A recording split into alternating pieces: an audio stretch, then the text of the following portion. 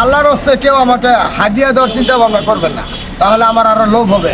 কারণ কাঁচা টাকা তো পাগলেরও লোভ হয়। দোয়া করবেন, আমি চাই রাস্তায় থাকতে। আরেকটা বিষয় হচ্ছে, আমি আমার পরিবার অন্যান্য সবার প্রতি আমি রাগ আমি মুছে দিছি, ওরা যথেষ্ট ভালো আছে।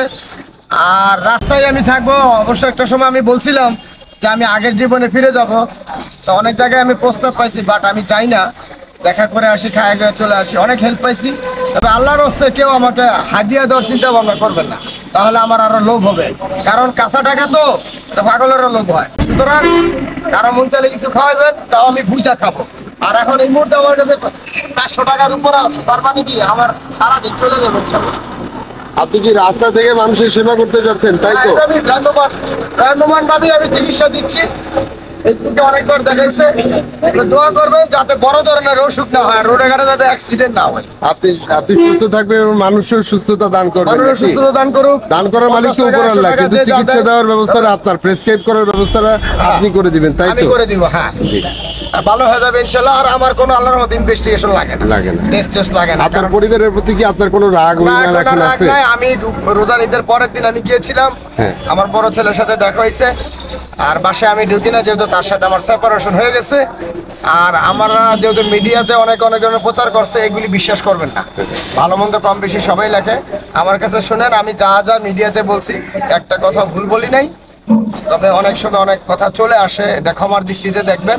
আর দোয়া করবেন যাতে মাথাটা সুস্থ থাকে, কারণ এর চেয়ে বেশি অসুস্থ হয়ে গেলে তো আমার প্রেসক্রিপশন ভুলে যাওয়ার সম্ভাবনা আছে। তবে মনে হয় না 3000-এর উপরে প্রেসক্রিপশন গেছে 8 মাসে, 7.5 মাসে, এখন পর্যন্ত আল্লাহর মধ্যে একটা ভুল হয় না। তবে মাঝখানে আবার অসুস্থ 2বার হয়েছিলাম, তখন ব্যাগটা হারাইছি, জুতো সবই হারাইছি, মোবাইলও হারাইছি। তবে আরেকটা জিনিস, সেটা হলো সাইফুল করিম, নারায়ণগঞ্জের বন্দর থানার, ও আমার জন্য অনেক করছে।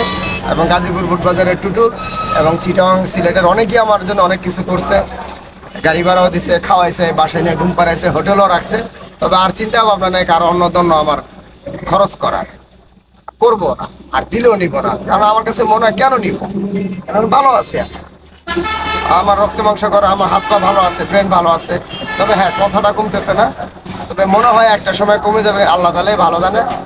আল্লাহর কোনো দোষ নেই, সমস্ত মানুষেরই দোষ। মানুষ মনে করে যে আল্লাহর দোষ, এটা ভুল কথা। আর আমারও কিছু ভুল ছিল, এটা আগেও বলছি আমি, ভুল মানুষ মাত্রই হয়।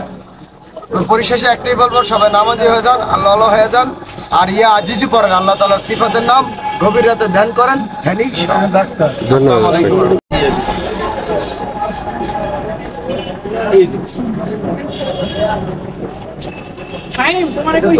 লোকাল তো, এইটা কি হবে আমি আপনাদের বুঝাই বলি।